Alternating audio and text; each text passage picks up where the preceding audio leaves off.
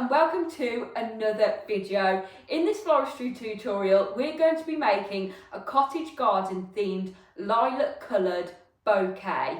Now this bouquet is £65 and the flowers and foliage we're going to be using are 3 stems of eucalyptus, 2 stems of eustoma, 2 stems of hydrangea, 3 stems of thalasspi, 4 stems of campanula, 3 stems of delphinium and 6 reflexed lilac roses, which are really cool, and I will show you how I did that. Now with these I would probably recommend getting them 1 or 2 days before the bouquet goes out, because they need to be conditioned, they need to have water, they need to have a good soak so the petals open up so that they become more easy for us to reflex. So let me show you how I did those. Oh, hello. So to reflex our petals, all we basically need to do is go to the outside of the petals on the rose, pull it down very gently. Then with our thumb, we're going to go to the bottom of the petal, then just pull it down and push at the bottom like so. Do be very gentle, because they are very delicate. You don't want them to rip and you don't want them to bruise. So just like this. Make sure you do try and get the creases out as well.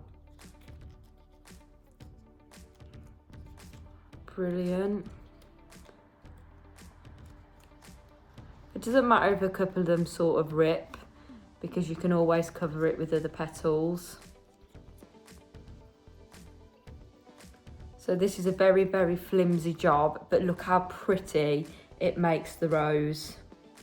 So I'm just going to do that a couple of more times with some of the inner petals. Really try hard not to rip or bruise. And then just one more.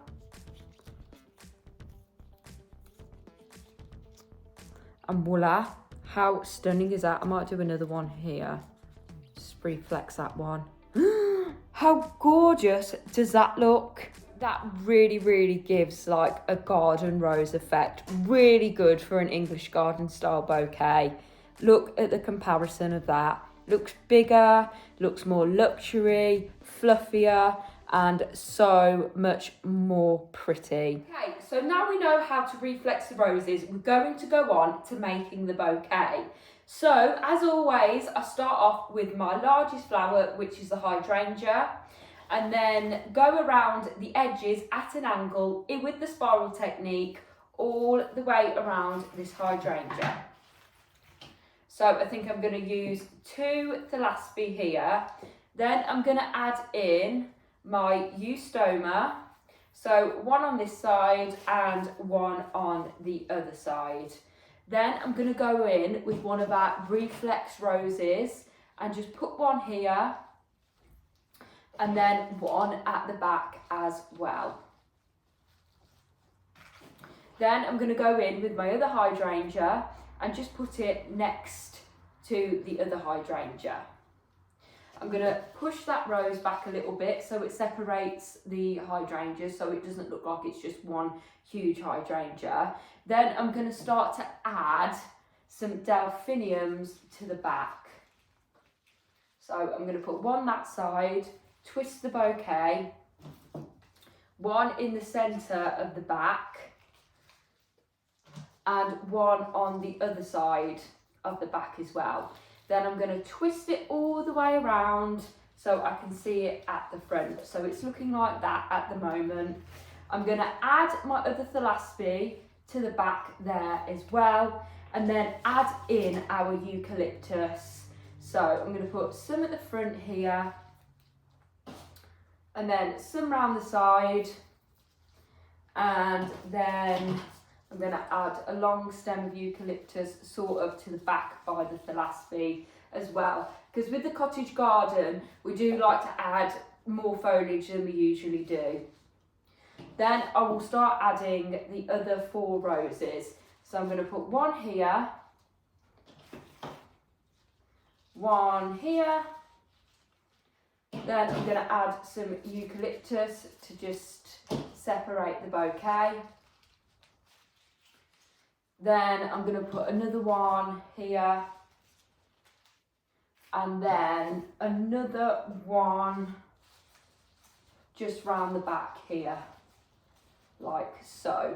And with the reflex roses, they look so good because they take up more room in the bouquet as well and make it look a bit more wow and impactful. So then we have our campanula that I'm going to just pop round. I'm going to insert it into some of the gaps in the bouquet here. So I'm going to put one near the back, one at the side, one at the front here, and then one at the side here.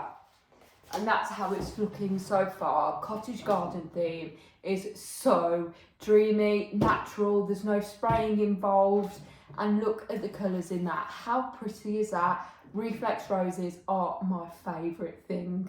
So now that we've done that and it's all nicely in our spiral, as you can see the stems, make sure there's no foliage under where our hand is at the binding point, and then we need to knot it off. I'm going to take a length of ribbon.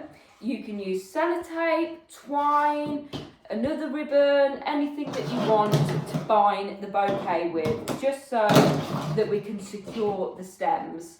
So what I do, I get my middle finger, I put it onto the ribbon, wrap it around, put it onto the table very gently so it doesn't bruise any of the flowers, and then just knot the bouquet off a couple of times, not too tightly, just enough to make it nice and secure. Then I'm going to cut off the excess. Okay, so that isn't going anywhere. You can do that and the flowers aren't going to move. So I can see that I've got a few bits under my hand of the foliage. Make sure there is no foliage under the binding point. So just take those bits off. Just put the excess into the invisible bin. And then we need to wrap it. So I'm going to use a different wrapping technique for this one. So essentially, every single piece of cellophane that you get is going to look like this, so that it has 3 peaks. And I'll show you now on a bird's eye view how I do that. So we just need to unravel our cellophane roll, do a sort of large rectangle, cut it all the way up.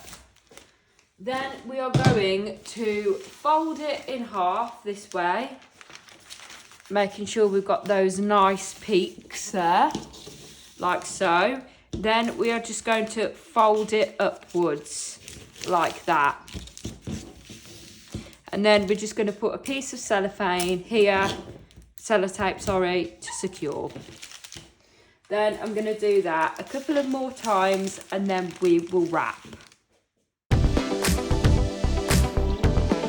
So with this wrapping technique, it is a little bit different. So what I've done, I've got a sheet of cellophane and then I'm just going to simply pop the bouquet onto it. So the binding point isn't right at the bottom and we're not going to put a rectangle or a semicircle in there like we always do.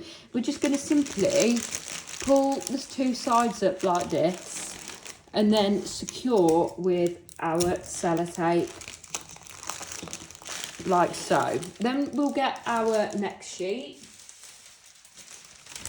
And as you can see, I've already put sellotape on these so they don't sort of move. Then we're going to flip the bouquet 1/4,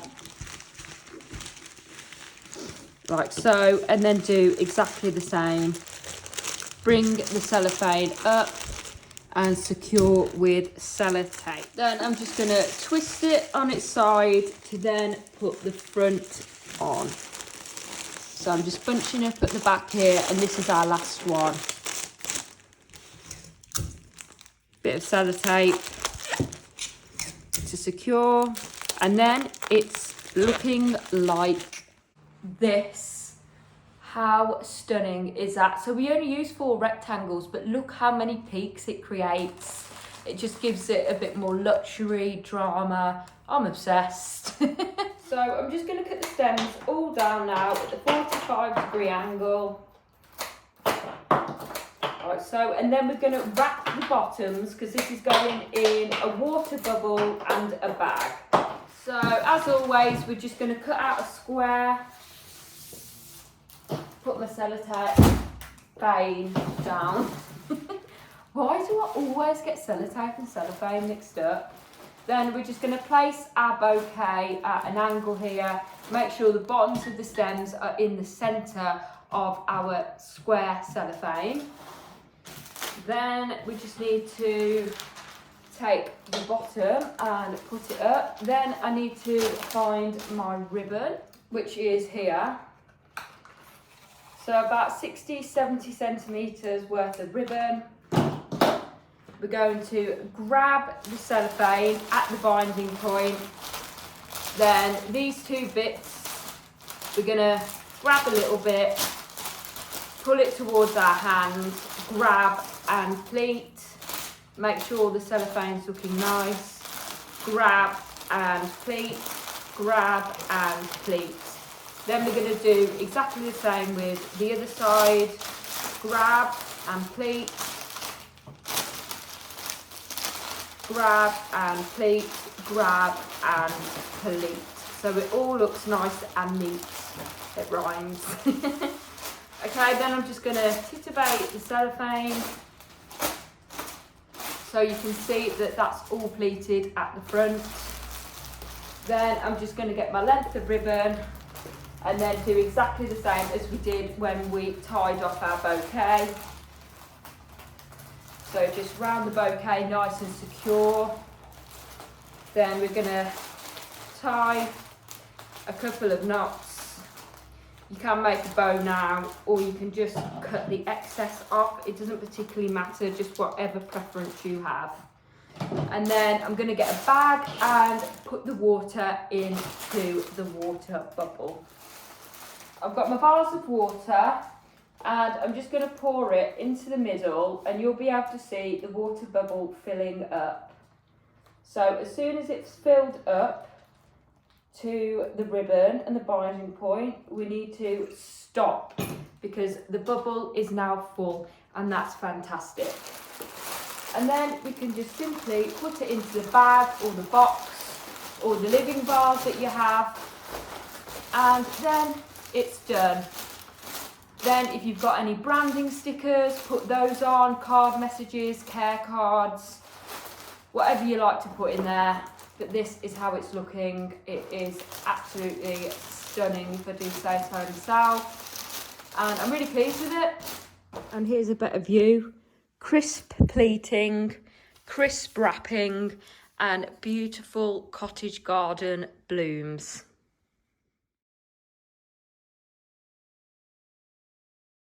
I hope this video was super duper helpful. If it was, please don't forget to like, comment and subscribe, as it helps the channel grow and we can do more videos and create more floral magic for you. And we will see you in the next one.